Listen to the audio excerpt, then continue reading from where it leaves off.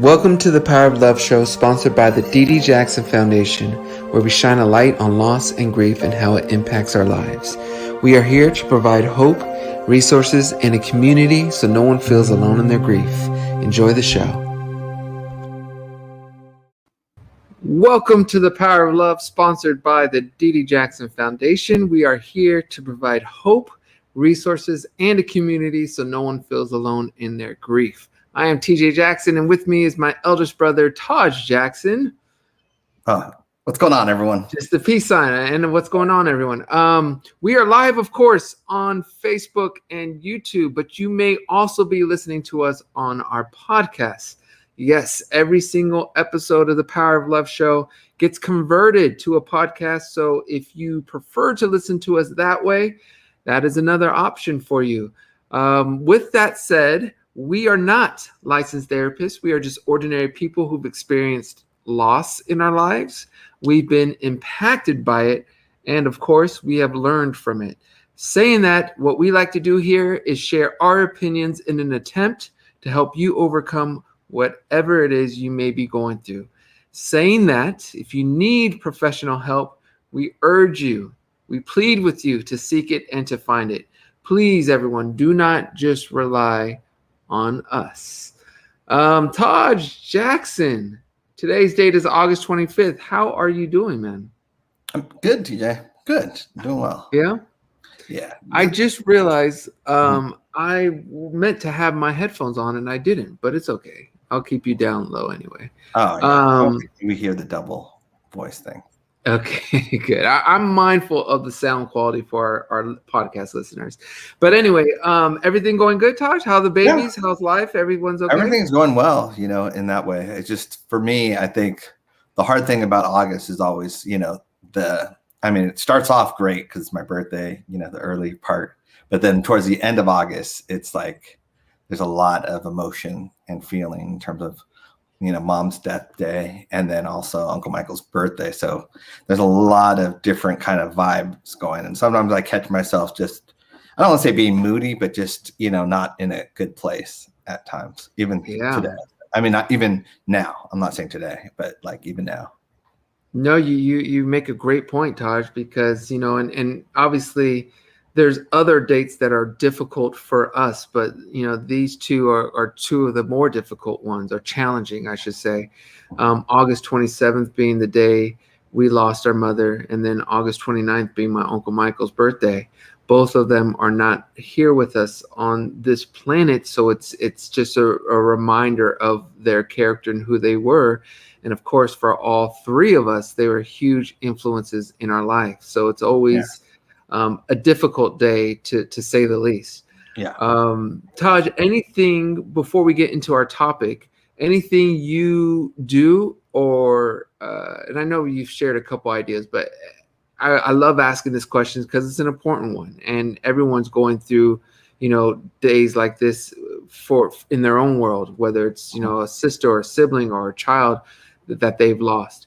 Is there anything that you do that over the years you've learned that has helped you deal with these days? I just try and turn, whatever the feeling is, opposite in terms of, so if it's a sad feeling, I try and be happy and think of happy moments or celebrate the person.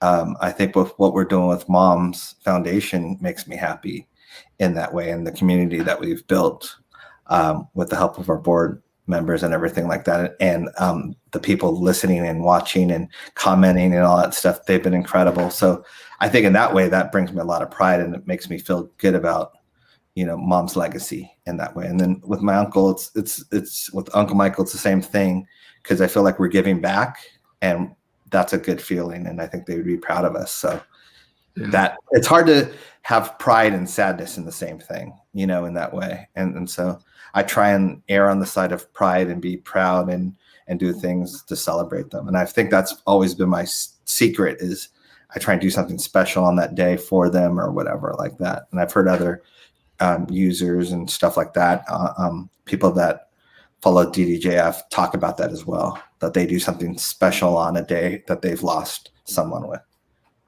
Yeah. I'm just showcasing some of these great comments we're getting from our community. And as you kind of were just alluding to, Patty says on August 27th, do something special for someone you love, like you would your mom. Yep. And then Spain 32 says, I will be MJ Music all day on Saturday, August 29th. And great. those two kind of just, I guess, speak volumes to kind of what you are saying, Taj, where it's just paying it forward in a way or celebrating the person that we've lost. Lena with the super chat says, just wanted to thank you both again for taking the time to do this and stay so consistent. Mm-hmm. You both are making your mom and Michael very proud. That's very sweet, Lena, and thank you so much. Both of them, my Uncle Michael and our mother, were so big on helping others, on whether it was ourselves, our friends, family members, people, strangers, people that they never knew, never would meet, never, and anyone they would help. And I have to say that's one thing I'm really proud about, as for my brothers and I, and it seems our board as well. We are all unified in this this message and this platform of helping people. So it's something that I guess we can credit them, because they helped instill it, of course, with our father and grandmother and the rest of our families. But it's something that is important to us. So it is something we've been doing for many years now, and something we intend to do for quite some time. Exactly. With that all said, Taj, I think we are obviously in a mental health series. So if you're okay with it, I was just going to jump into our next the episode. Works for you? Okay. Today's episode of the Power of Love show is part 4. Yes, there is 4 so far. Right. We've done these several times over the years, and they seem to be really well received. So today is part 4 of our mental health series, and the topic we will be covering today is protecting children's mental health as they head back to school. Something I know I should say I'm dealing with at the same time. Journalist Michael Merschel wrote a helpful piece for American Heart Association News, and we will be diving into that piece to learn tips for helping our children and to make this transition from virtual learning to being back in the classroom as easy as possible for them. So without much further ado, let's just get into it. As many families know firsthand, at homeschooling posed a challenge for children and parents alike. The COVID-19 pandemic thrust remote learning into the lives of countless families in the spring of 2020, and with it came the stressors now familiar to millions of families. Remember, back then, we didn't realize and couldn't really articulate all the changes and all the issues that could have sprung up from being remote and being isolated. But now in August 2021, while some families have already started the new school year, many others are currently preparing for the transition back to in-person learning. Experts say heading back to school will be anything but routine this year, which means parents and teachers will need to take extra steps to protect children's mental health. There's certainly going to have to be a new way of thinking about everything that goes into the start of a school year, as it was reported that more than 90% of households with students did some form of remote learning during the pandemic. And this is all according to the U.S. Census Bureau. No secret that my family, we all homeschooled. Taj's 2 little ones are too young for that, so they was not such a change, but they also went through their own little, I guess, I don't want to say issues, but own little, what's the word I'm looking for, Taj? Hiccups? Let's say hiccups. Yeah, hiccups. Yeah, okay, we said it at the same time. Yeah. Anyway, some students returned to in-person learning last school year, but for those who didn't, there's going to be an adaptation period. Like for my kids. For example, consider the 5-year-olds who were in kindergarten when the pandemic hit. They might be starting 2nd grade without knowing basic classroom expectations, such as raising their hands before speaking. Older children have their own challenges. Imagine what it was like for students who were in 7th grade. They missed their 8th grade year in middle school, and now they're entering high school for the first time. So that transition will not only be extremely significant from the perspective of having been out of regular routine of school this past year and a half or so, but now they're entering a brand new building with older kids, where they have to reorient themselves and get their placings and footings back in the school setting. On top of all that is the unequal impact of the pandemic. Some families suffered terrible losses and challenges. Everybody was affected to some degrees, of course, which makes this a universal trauma. But everybody still has their own unique experience. Mm-hmm. And addressing the emotional issues that stem from such factors is crucial. It is essential. We know that students need to come to school ready to learn. And if they have all of this additional stress that they're dealing with, or in some cases trauma, it's going to prevent them from actually learning, at least learning at a high effective level, which we all, not only parents, but we all want our youth and kids to be learning at. Stress and trauma can lead to unhealthy behavior and heightened risk of heart disease. Education also has a significant long-term connection to overall health. So in order to promote mental wellness, schools and parents will need to adapt. There's going to be a little bit more grace and flexibility in terms of ensuring that everybody's comfortable and confident going to school. That is why there's a vital need for patience, compassion, and understanding. Taj. Yes. Before I get to some of these tips, and we can discuss each and every tip, I want to get off the top of your head, off the top of your dome, which is a saying our youth are using. But what advice would you give to that student? And you could pick a grade or maybe a universal advice, but what advice would you give to someone who had their whole schooling experience disrupted and may have lost their confidence? I don't want to say swag because that may seem like a bit too much confidence, but may now be fearful to go into this new world because they're starting a new school, new high school, new middle school. What would be your advice to them? Oh, that's a hard one. I mean, I can only imagine what that would feel like. That transition from sixth grade to seventh grade, from elementary school to high school, was a big one, in a sense. And just going to a school where you're the new person, or not all your friends are there anymore, is such a hard transition anyway, because you naturally want to fit in, but at the same time, it's like, I think that would be my danger if I had kids that old, would be them trying to fit in to be popular or to make friends early on. And I think as a parent, I would tell them, just trust in your own personality, and you'll attract the right friends, the ones that really are like you. It might not come right away, but you will get those friends as well. And that way, don't chase the popular people if that's not if they don't line up with what you do in terms of like sports or education in that way. Just don't try and be popular, because I think society has such a big role in popularity. Everything's about being popular, liking and all that stuff. And so there's a lot of pressure on kids to be liked and to be popular, and how many views can they get? How many likes can they get, followers and all that stuff. So that's what I would say, is that, I would probably say a lot of that is so superficial in a way. I wouldn't use the word superficial because that's a big word, but it's not real. It's a lot of smoke and mirrors. But I don't know if I'd have advice, because I'm not in that situation. I don't know. I would just really talk to my kid, and hopefully there's a connection with parenting in that. I, unlike you, Taj, are kind of in this situation. We homeschooled. We knew I've always wanted to homeschool my kids, and I knew that with the beginning of the pandemic and going into the last school year, that there was a good chance a lot of it would be done remote and virtual. So I felt that was a good time to explore and try homeschooling, which I actually really enjoyed. But my kids did go back to traditional school. I think the idea, or the fact that they couldn't do any social events, any sports, really was a very difficult adjustment for them, getting pulled away from all social activity. Saying that, all three, and Rio just started his first grade school year this year, so he's now experiencing traditional school for the very first time. Wow.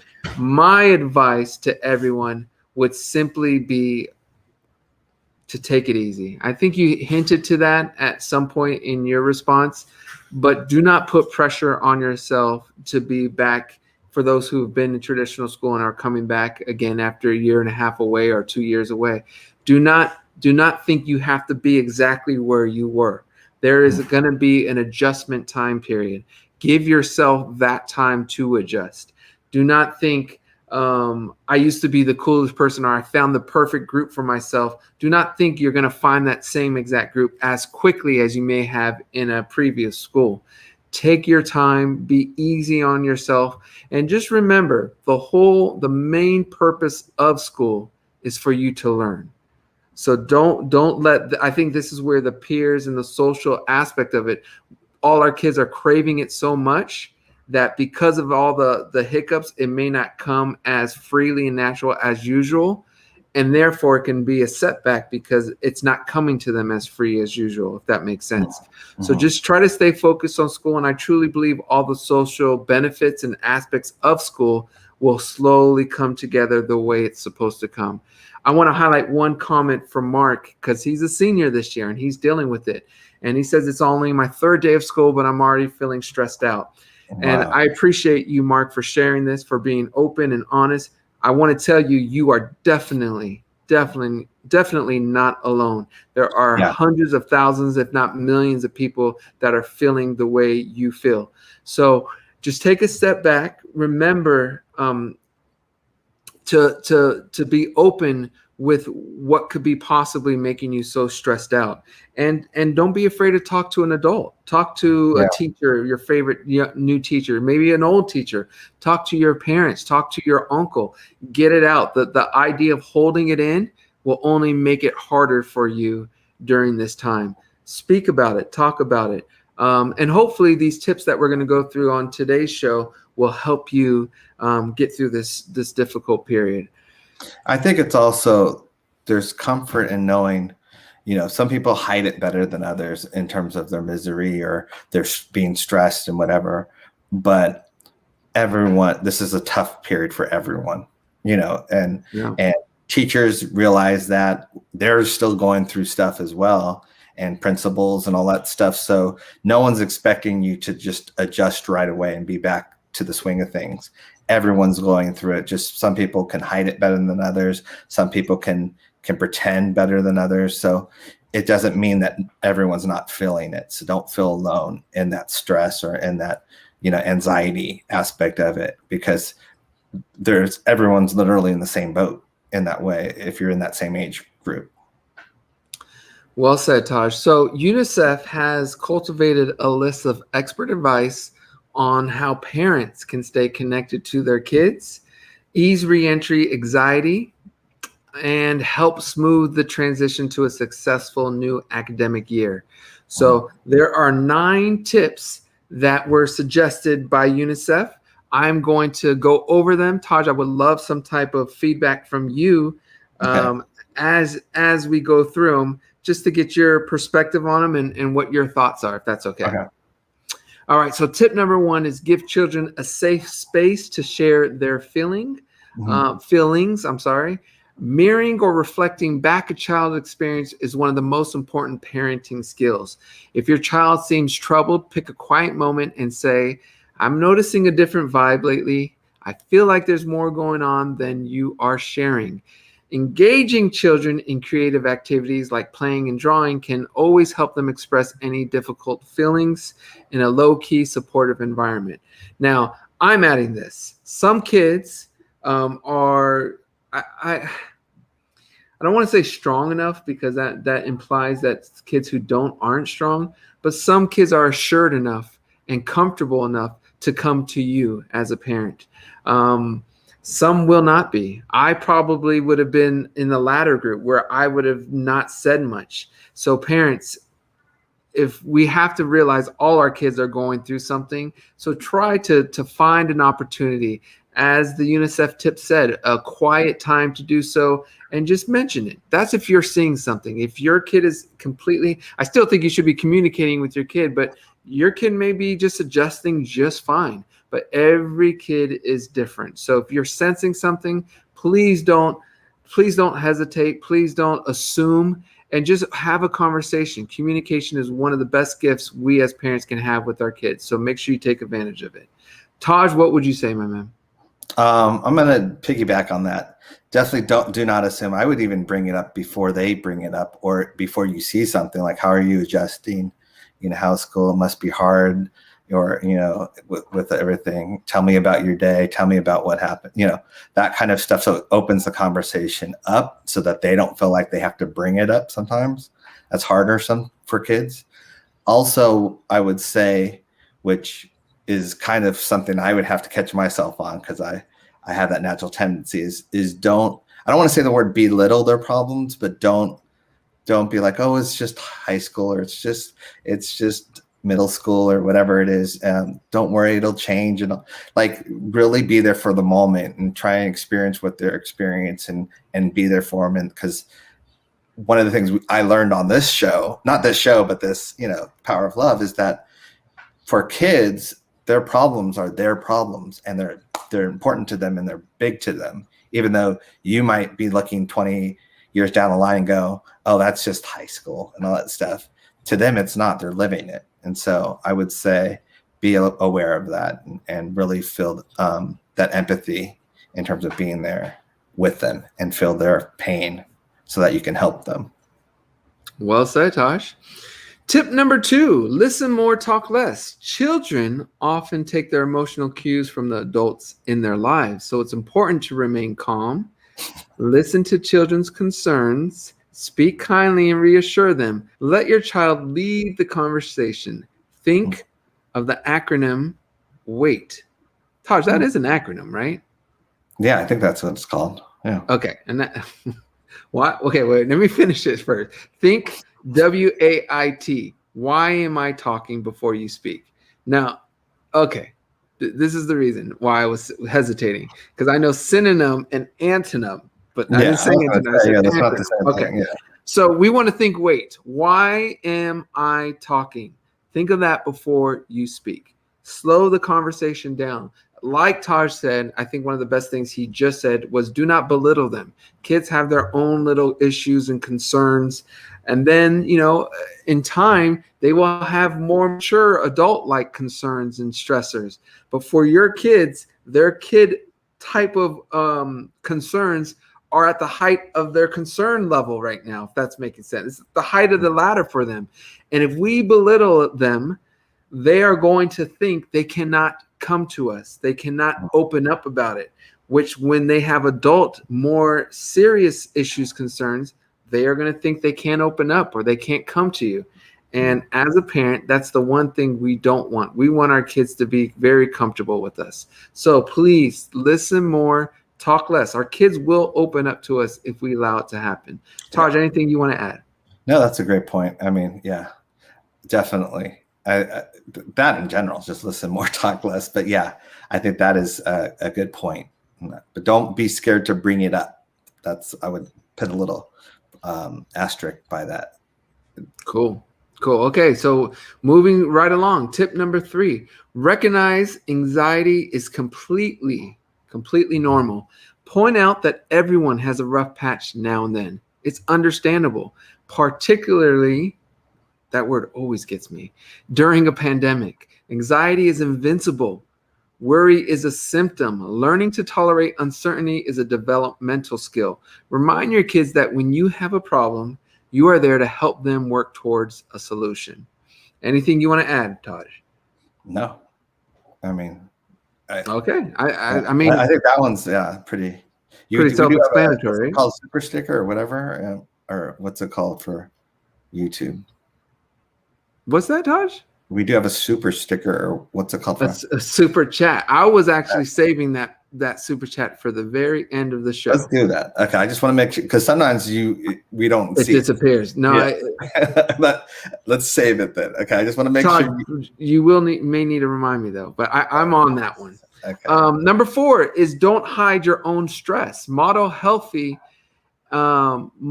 stress management whenever possible. When you feel overwhelmed yourself, share that information with your kids. Say, I'm not handling my stress well right now. Remind them that emotions change and it's okay to not be okay all the time. Now, this is a big one because obviously I agree with this. I think it's important for kids to see that adults can struggle. Adults aren't perfect. If we project perfection to our kids, they will become adults, young adults first, and struggle. And when they struggle, they may say, my parents never struggled. Why am I struggling? I'm not living up. Something is wrong with me. So it's important to showcase when you are stressed, when you are struggling, when something's bothering you. It's okay to do that. However, I and Taj, I would love to know if you disagree.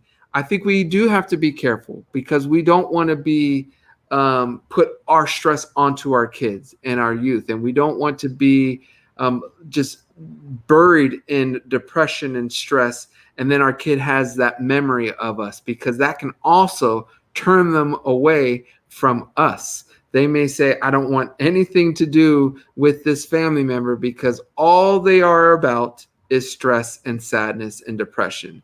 So my perspective is, be truthful, be honest, talk to them, but at the same time, don't overwhelm them with this.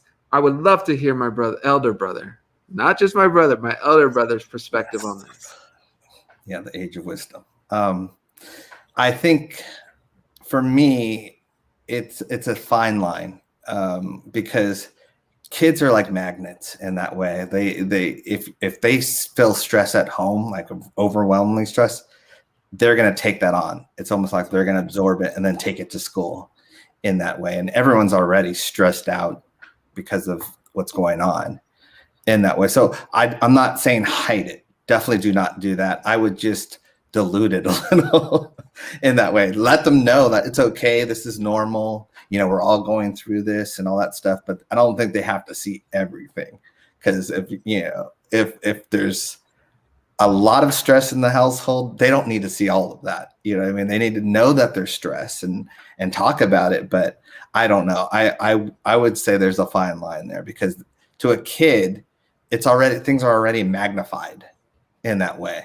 So problems that you think, okay, well, that's just this and I'll get to it, but it's still stressful, they might think it's the end of the world. Like, we're losing our house, and it's not really that bad, because they're not really losing their house. You're just late 1 week on rent, but to them, they might be thinking they're losing their house in that way. And so there is that communication aspect, because they don't understand how things work in that way. I mean, that's depending on the age of the kid as well.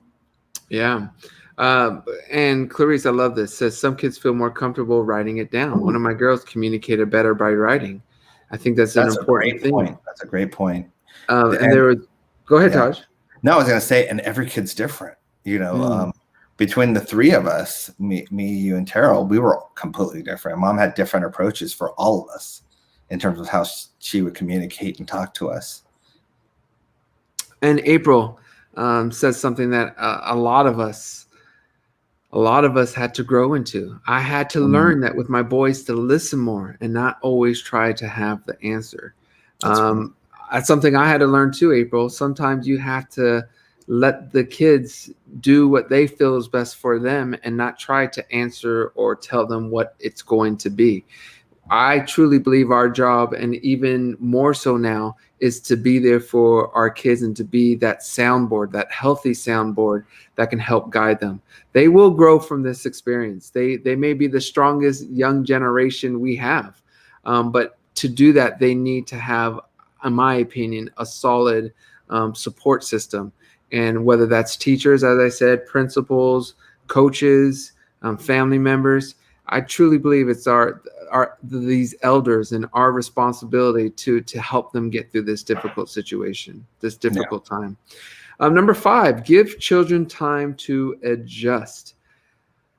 After so much time at home seeing only immediate family members, young children returning to preschool or daycare may take longer to warm up to unfamiliar teachers and caregivers. Mask wearing keeps us safe, but makes it harder to communicate feelings and provide reassurance. Work with your child's teacher to build new routines that help children make strong connections and successfully transition from home to school. And I could kind of relate to this, because Rio, Rio's struggling a bit with school. I don't necessarily, it may be a bit of the social aspect, but I think mostly his very first time in school, I think it's just the adjustment of what school is. 8 hours. That's his big thing. I don't want to, it's too long, 8 hours. And he hasn't really mentioned that it's been 8 hours with a mask that's been the struggle. It's just been 8 hours. It just seems forever. And someone that was used to being home with his immediate family all the time, 8 hours away now feels like 12 hours away. So that's what we're doing. We're giving him time to adjust. And Rio's a little different and unique. So it may lead us to do a different thing for him, but we are making sure we're giving him time to adjust. Anything you want to add to this, my Taj? No, I think that's the thing, especially since they're so used to you being around all the time in that way. Kids are, and this is new to them because now they're away from their parents, especially those that haven't been to school before or were getting used to having a parent or parents home. Well said. And Balmy has a super chat that she says it's important kids learn there are different ways to express and tell their emotions in healthy ways, and they got to find out what's comfortable for them. Well said, Miss Balmy. All right, so we are on number 6, and that is this tip again from UNICEF. Let me highlight the article in case you guys want to read the entire article. I believe it is this one, American Heart Association news article, Protecting Children's Mental Health as They Head Back to School by Michael Merschel. Okay, so number 6, let me get back onto our tip list. Number 6 is encourage kids to pace themselves. Students eager to go back in the classroom and see all their friends may find their new in-person school day more exhausting than they anticipated. Help them build in steady breaks and downtime. I think this is pretty self-explanatory, but Taj, if there is a tip or any advice you want to add to this, please feel free to do so, man. Not really. I mean, that's pretty self-explanatory in that way. Yeah. Agreed. Yeah. Agreed. They just starting school. It's a 9-month adventure for them, and there's going to be some up and downs. So make sure they are pacing themselves. Yeah. Number 7, address COVID-19 fears honestly. If we, I'll read this first, and then I'll give my take on it. With pediatric COVID-19 cases on the rise and reports indicating more young people are struggling with long COVID-19 effects, many kids are bound to have questions and concerns about going back to school during the pandemic. Find out what's bothering them and give direct, age-appropriate answers to their questions. If you don't know the answer, look it up using trusted sources. There's a key word, trust. Trusted sources. And don't go just on Facebook and Instagram. Go to trusted sources, everyone, like the UNICEF and World Health Organization websites. Now, this one's a good one because the way our world is crafted, in my opinion, with social media and words and things spreading so fast, whether it's at home, whether it's TikTok, information is flying. And the way our world is built, how sometimes things are exaggerated and sometimes things are fear-based. Sometimes simple things such as COVID cases on the rise for our youth can scare them incredibly badly. I'm not saying we shouldn't be mindful of it. We shouldn't be careful. We shouldn't take precautions. Trust me, I believe in all of that. But sometimes it is. Look, what I'm trying to say is a lot of media outlets and these corporations, they rely on fear. They rely on fear to help things go viral. And they're not trying to get necessarily always to the truth. They're trying to scare us into paralysis, if that makes sense. They're trying to scare us into non-action, they're taking over our minds at some points. And of course, it's going to be hard to learn about history, about algebra or math, about Spanish, about science when our mind is scared and in this unhealthy situation. So address it, talk about it, look up trusted sources to get the true facts, and then as a family, make the decisions that you feel are best for you and your family. But the key is address it in an honest and true way without letting fear go too crazy. Anything you want to ask, Taj? No, no, sorry. Yeah, I don't really have anything for that one either. All right. There's pretty, only if I can jump in and have my own opinion or whatever, but you've pretty much said. Okay. All right. I'm gonna continue on. And Taj, we have a second big super chat that we are going to save, if that's okay. Okay. So now I will really remember. Number 8, consider vaccinating your child if they are 12 or older. Again, this is okay. Let me read this, and then I'll give my little take on this. Consider vaccinating your child if they are 12 or older. Remember, COVID-19 vaccines are safe and effective. Being vaccinated gives your child peace of mind, knowing they are protected from COVID-19 and doing their part to stop the coronavirus from spreading in their community. Pfizer was just FDA approved. Hopefully, Moderna becomes FDA approved very shortly. I know there's been some people on the fence waiting to get this FDA approval. So some people are now willing to, and then there's some that just will not get vaccinated. They feel the vaccination was rushed. They feel they may have heard some stories. You know, there was I believe in transparency and honesty. There was a story where there was a vaccinated Southwest flight attendant who died from COVID.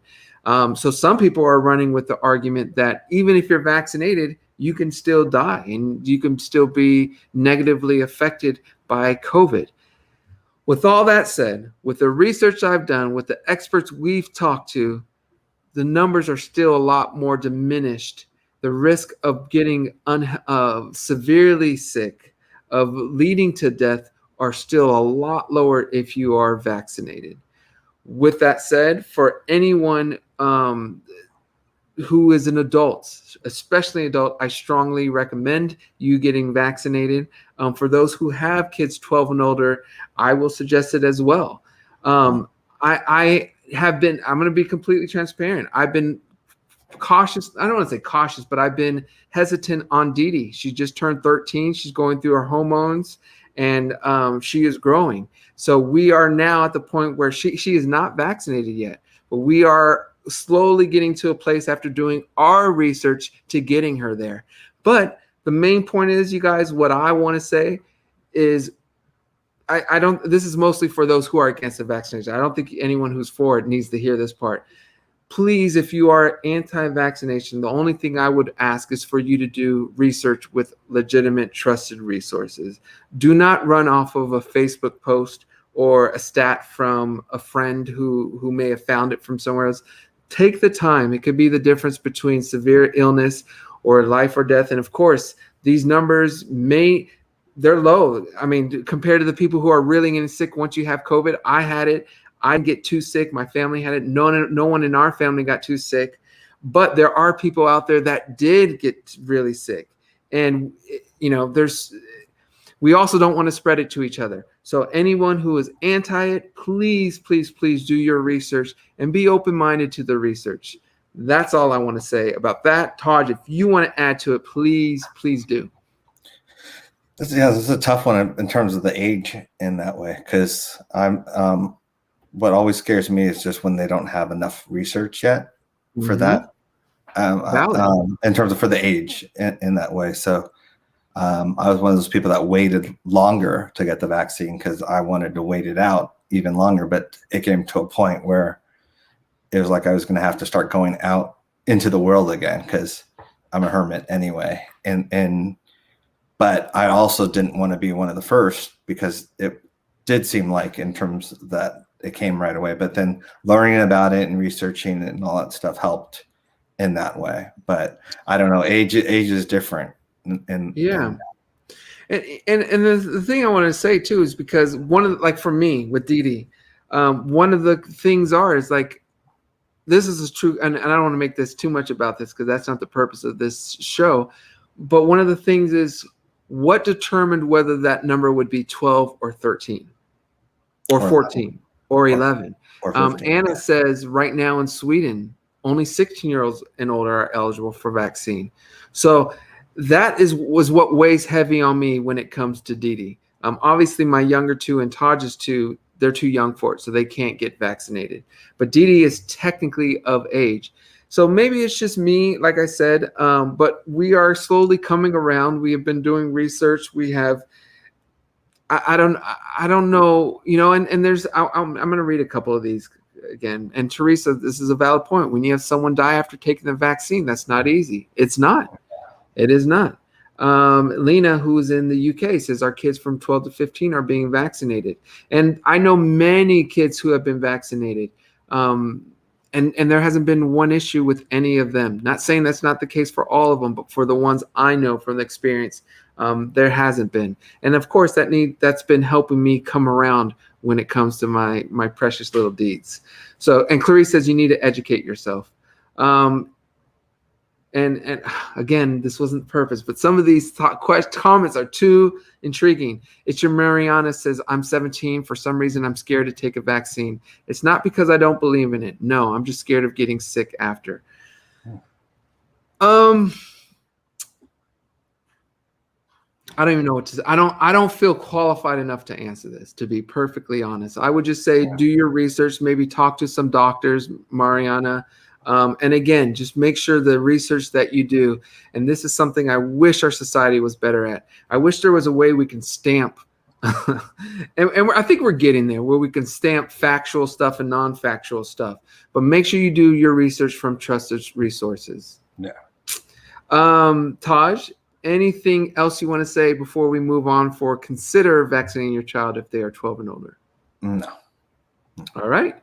This is number 9. And as I said, when we started it off, there were 9 tips on helping your kids deal with any mental health issues as they go back to school. And number 9 is, of course, emphasizing self-care. It's important to think about mental health as part of a continuum of total health.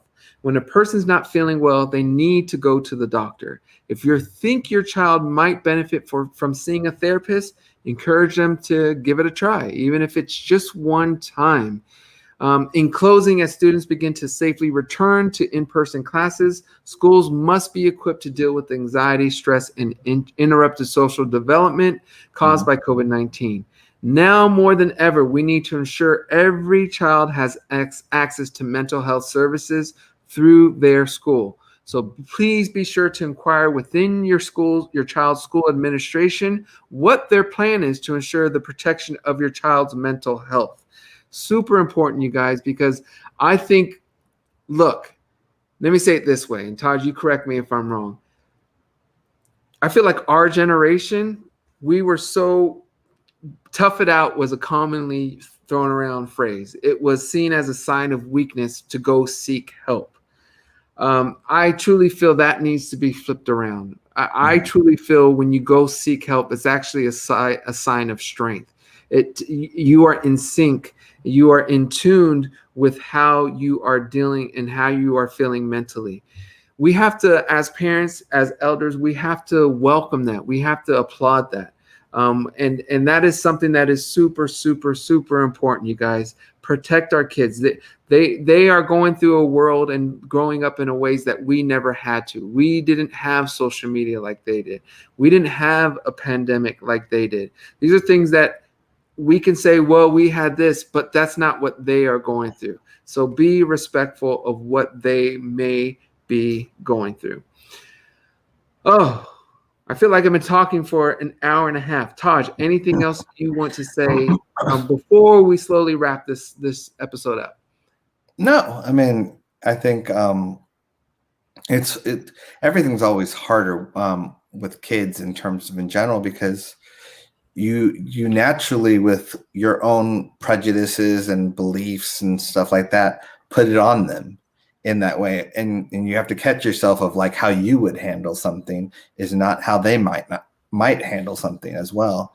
And so it's just that dance of trying to make sure that you're giving great advice, but not prejudicing them in terms of like putting your own values in. I mean, if it's positive, yes, but if it's something where it's like fear-based or whatever, you don't want to put that on them too. All right, Taj. I was just reading through some of these comments, and there are. So I truthfully didn't hear a word you said. I know you did. These comments are That's why I didn't end it with a question, because. And I'm so tempted to read these comments, but I don't want this whole episode to turn to something else. So we'll leave it there, you guys. But with that said, you guys, there are two super chats that we have to highlight. And I know I'm just gonna make sure. Oh my goodness. Okay. There's two super chats we have to highlight. One is from Patty, who says, I love you guys and your families. I know this coming week will be difficult and you're always in my prayers. With that being said, I need everyone's prayers. I haven't gotten the date yet, but I will be having heart surgery within the next few weeks. Patty, you are in our prayers. We can only imagine what it is you have to be going through at this moment. I know there's fear. I know there's frightening. I know everything is going through your head. Please know the DDJF family is here for you. We are thinking about you, and we will continue to be praying for you. Positive thoughts and prayers. Yes. Taj, what advice would you give to Patty, Taj? Positive thoughts, in general, because I think that's so tough, and the fact that she's asking for prayers is that she's nervous about it in some way. Rightfully so. But I would just remain positive in that way, and we're all going to be praying for you and a speedy recovery. So you're going to have that on your side as well. Everyone, wanting you to keep commenting, week after week. So we love you, Patty, and make sure you keep us informed with how you're doing in our Facebook group. It's a great way for you to get a source of inspiration, help, support, all of that stuff. We will be there waiting for you. Okay, keep us posted on that. The other Taj, the other big super chat, and thank you so much for the super chat. I don't even know if I even thank you.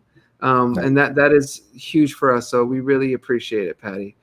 The other super chat. Now, Taj, I have to say, when I was scrolling up, it didn't allow me to go all the way up to the super chat. It still shows that there's a super chat, but it didn't allow me to go all the way up. However, I could click it, and I did a screenshot, and I uploaded it into the software so we can present it. But it's going to look a little different. But you actually, I covered you, but you did. Wow, you're learning. I'm learning, but Taj, this is such a great super chat that it's important to highlight it in a unique, special way. So with that said, here is a very strong and beautiful super chat from Miss Jennifer. $100, Jennifer. Thank you so much. Our board is super thankful for this. As you all may or may not know, we are completely volunteer. No one on our board is paid. We do this to help as many people as we can, in the name of our mother and in the name of any, our board members, someone that they may have lost, who they are representing. It's just a way to give back. But anyways, thank you again, Jennifer, for the super chat. You say, thanks for all you do, TJ, Taj, DDJF, and the community. Dedicating this donation to all of us who lost a loved one and going through a life transition. My godmother, Sandra Thacker, born August 17th, 1941, passing away August 13th, 1989, would have been 80 this year. Her granddaughter just turned 22 on August 23rd. Again, we are sending love to your family, and we want to thank you, Jennifer, for this super chat. It's super, super sweet. So thank you. Yeah. Oh, Todd, I feel like I've talked so much, and I feel like I'm talking fast, but I guess you're not talking that fast. You're good. Okay, cool. I appreciate it. Victoria says it. We'll end with this: that this community is so incredible. What looks like a mirrored response from Caitlin. This community is so incredible. You guys really are community. You guys really are incredible, and we couldn't be any more pleased and lucky and happy and blessed to have you guys as our community. We hope you guys are learning from these shows, and we hope you guys are growing from these shows. And like we said, we're just doing the best we can in the name of our mother and to spread this love and positivity and empowerment to you guys. So with all that said, we are going to sign off. We will be back next Wednesday. We want to thank you guys for checking in, for watching this episode, listening to this episode, however you are consuming. Thank you guys so much. Please be safe, everyone, and we will see you guys next Wednesday. Adios, everyone.